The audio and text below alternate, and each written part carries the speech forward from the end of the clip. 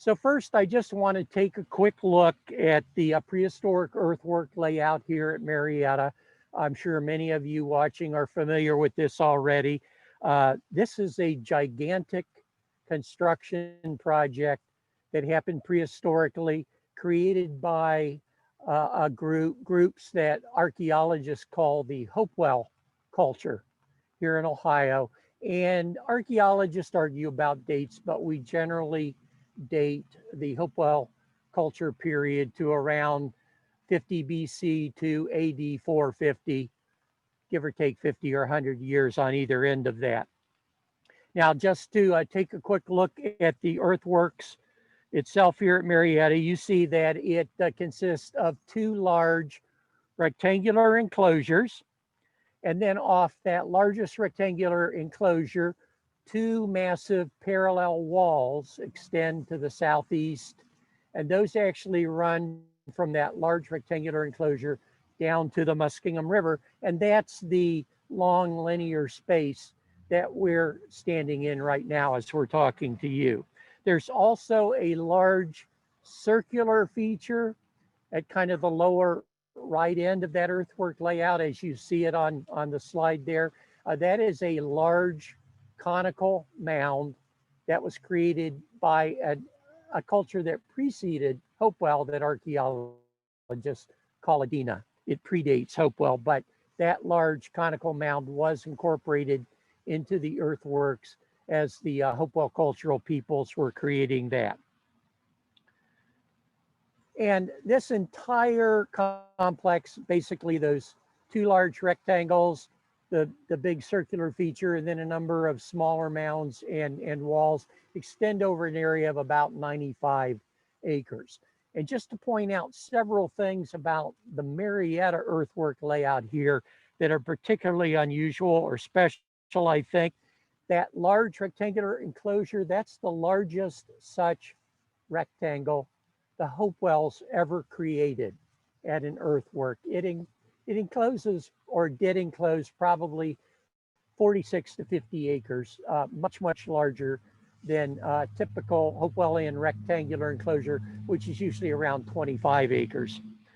There are three large platform mounds, what we call platform mounds. They're rectangular in outline and flat on top. And we had three of these here at Marietta. It's a very rare kind of mound. They only occur at a few Hopewellian sites. And for some reason, we really don't have a good explanation for. Three of them were included in the earthwork complex here at Marietta. Again, very unusual. The Marietta earthworks is the only Hopewellian earthwork with the particular layout you see here with the two rectangles and the large circular feature kind of in a linear arrangement. And then also very few of the Hopewellian earthworks have parallel walls like we have here at Marietta. So there are several unusual features here at Marietta with the earthworks. Okay, next slide, please. Now, one of the many impressive characteristics of these Hopewellian earthworks is their incorporation of astronomical knowledge into the layout, the plan of the earthworks. And this is certainly true here at Marietta.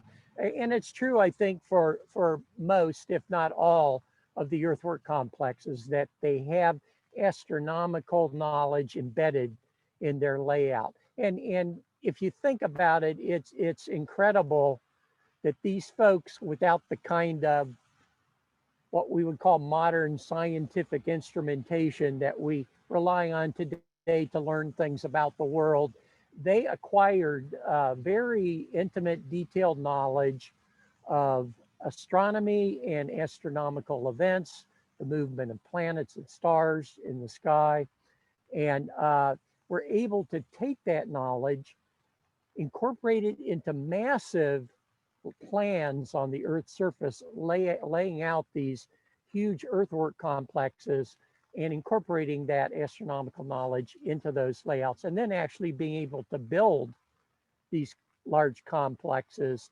again, without the kind of modern machinery and equipment that we think of as being necessary to create a large place like this.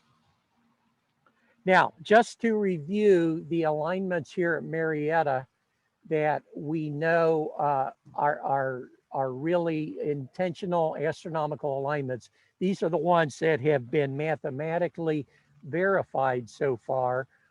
There may and probably are more astronomical alignments incorporated into the Marietta Earthworks, but these are the ones that have been verified.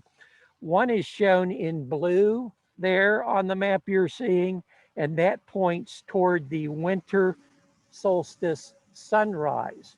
So not only is the winter sunset marked with an alignment here, but the sunrise is too. Then you see 4 alignments in black, the black arrows, and those are all pointing to the winter solstice sunset. And those again are off of different alignments from the earthwork layout here. And then you see in red 2 alignments that extend from the top of that large conical mound. And those alignments point from the top of the mound to prominent hilltop knobs in the region. And those mark the summer solstice sunrise and sunset. So we have both that summer solstice set of events and the winter solstice set of events marked here at Marietta. Now, why would these prehistoric peoples have gone to all this trouble to, first of all, make the astronomical observations, acquire that knowledge, and then incorporate them into the earthwork? Certainly, one of the reasons they did that was to help mark the passage of time and the seasons through the annual cycle. You know, we need to know what time it is, what day it is, what time of the year we're situated in. But we're very used to having lots of ways of keeping track of that and knowing it. Most of us spend a lot of time sitting in front of a computer screen, and we could look down in the corner of that screen and see the date and the time and even the time of year. And of course, calendars on the wall, watches and devices on our wrist and all of that. These ancient people did not have those kind of sources to keep track of the passage of time and the seasonal passage. So they created sites like the earthworks with these astronomical alignments so they could keep track of their place in the year. These were agricultural people, so it was very important for them to know and keep track of the seasonal cycle. Also, I think it's quite likely that these astronomical alignments were seen to provide a connection between these unusual and special spaces that had been created as earthworks on the Earth's surface, and then the alignments pointing toward these skyward events help connect that earthly space to the sky realm. And certainly the earthworks was probably marked out a very special space that we would call sacred. And then those alignments tie that sacred space to the sky realm. Okay, next slide. Now today, as I said before, we placed ourselves inside that long linear space inside the parallel walls. Now this space and the walls were named Sacra Via by the first American pioneers that came here and founded Marietta. That's Latin. It translates into sacred way and indicates that even the first pioneers here recognized that there was something special and quite possibly sacred about these earthwork spaces. And again, when the weather's clear and we're able to see the sunset, what we see is the sun setting on a line right down the middle of this Sacra Via alignment. And again, this was an alignment created intentionally between 1500 and 2000 years ago. And it's really, I think, a neat experience to stand out here. And when we have nice weather, we have a lot of people that come out here to see the sunset. It's a neat experience to stand out here and realize that we're experiencing something that prehistoric peoples thousands of years ago intentionally created these spaces to have the experience of watching the alignment and watching it line up right with the prehistoric earthwork space. Okay, next page, please. Okay, let's just make sure we know what a solstice is. And the photo you're seeing here is of the solstice sunset in one of those years. I think this was a couple years ago when we had nice clear weather and were able to have a good viewing. Okay, next slide, please.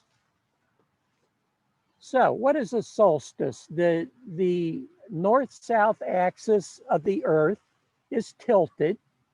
So as the Earth revolves around the sun through the course of the year, the different points on the Earth's surface are tilted away from and farther away from the sun, or tilted toward the sun and therefore closer to the sun. So that's what the solstice is, when the tilt away from the sun is the furthest for a particular place on Earth, or the closest. So, okay, next page, please.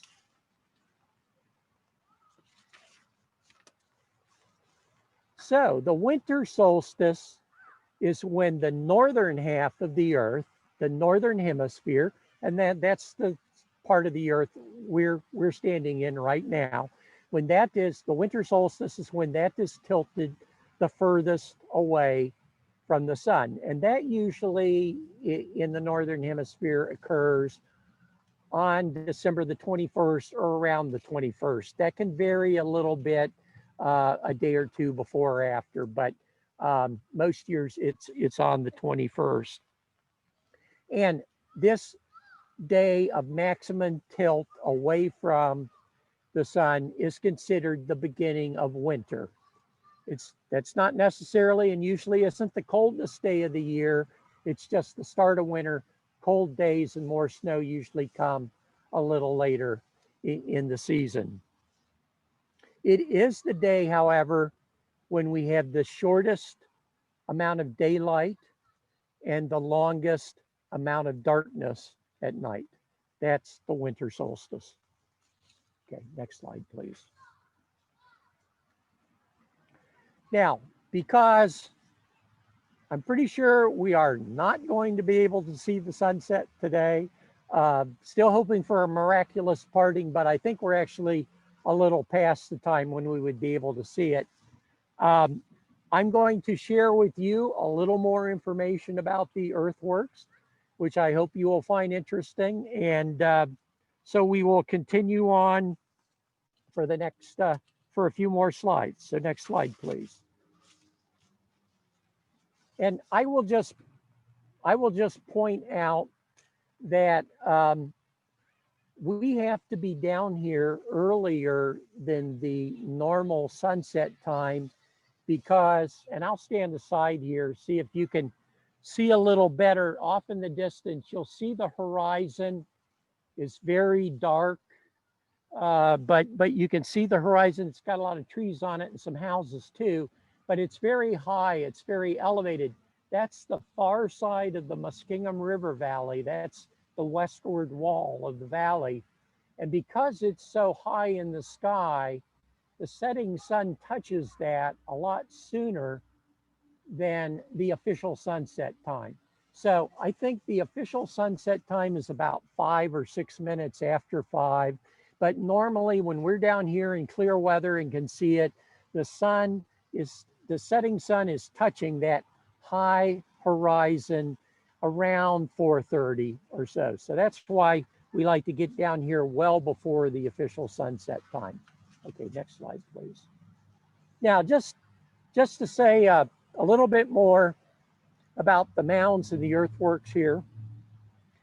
This slide shows you a map of the known mound sites in Ohio. It was published in 1914 and was pretty comprehensive. We may have added a few more mound locations since then. And the mounds and earthworks are marked by the small red symbols you see there on the map.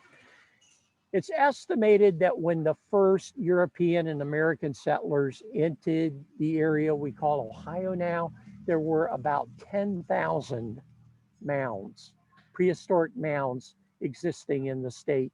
And about 100 of those sites were more complex earthworks like the one we have here at Marietta. Okay, next slide, please.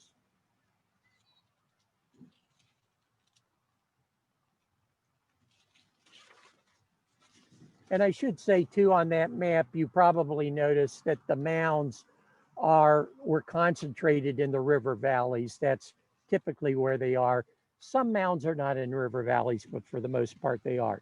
Now, the slide you're seeing here is of something we call the vacant center model. That's just kind of a fancy name archaeologists use for this theory about how Hopewell society operated and the role that earthworks had in that society. Basically, we think that an earthwork was situated they were situated at various intervals up and down the river valleys.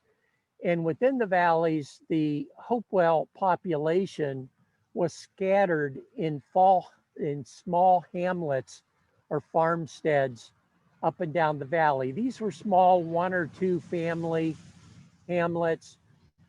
These were agricultural people, and they were also still hunting and gathering resources for food and other materials they needed from the surrounding environment. But these scattered low density populations would gather together and create.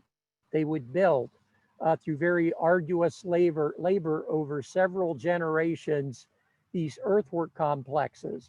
And then that earthwork would service, if you will, that low density scattered population over that certain territory in the river valley. So not a lot of people lived at the earthworks themselves. Probably just a few ritual and craft specialists lived at the earthworks. The rest of the population was scattered, living day to day in these small hamlets. And then they would gather together periodically at the earthworks for special social and ritual events.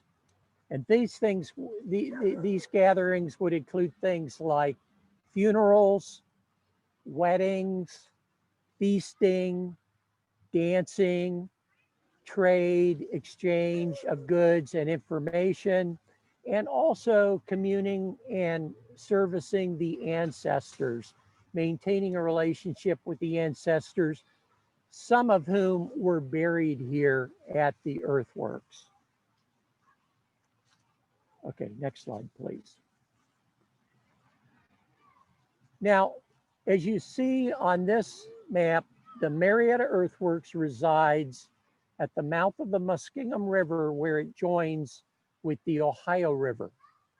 And you can see from that light colored, lightly shaded, yellow shaded area on the map, that follows the outline of the Muskingum River Basin, the area that the Muskingum River drains. That is the largest river basin in the state of Ohio, the largest drainage area for a river. So it's a very important natural feature. It's kind of interesting that we only have 2 large Hopewell earthwork complexes.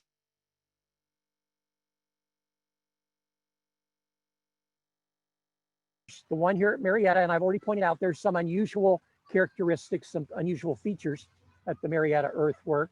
It's right down here at the mouth of the Muskingum, or what we might call the front door to the Muskingum River drainage. And then way up the drainage, getting toward the headwaters, you have the earthworks at Newark, which are the largest, most complex earthworks ever created by Hopewell culture people. So it's interesting that we don't have a lot of earthworks in the Muskingum River drainage, but we have 2 very unusual earthworks in the drainage. Okay, next slide. Finally, I'd like to point out that the people that came here, the American settlers that came here in the late 1780s and founded Marietta's, they had the interest and foresight to set aside several of these large mound elements that were part of the earthworks. They set those aside for preservation in perpetuity. And it's because of that foresight on their part that we're able to come here today and still see these mounds. Um, in fact, we believe that they're setting these mounds aside for preservation is probably the first official act of preservation of a prehistoric site in America. We think that's quite likely to have been what happened here at Marietta. And because that happened, you can still come to Marietta today and see these mounds, and we hope you will.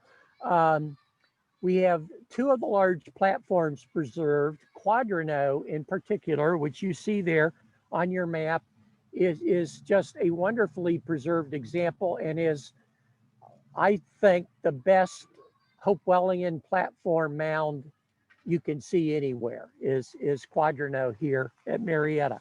Also, that large conical mound that was labeled Conus, it's also a wonderful example of that type of mound. It's very large. It was almost 30 feet high originally. It's about 25 feet high now. And it's another wonderful example. You can come here to Marietta to visit and see.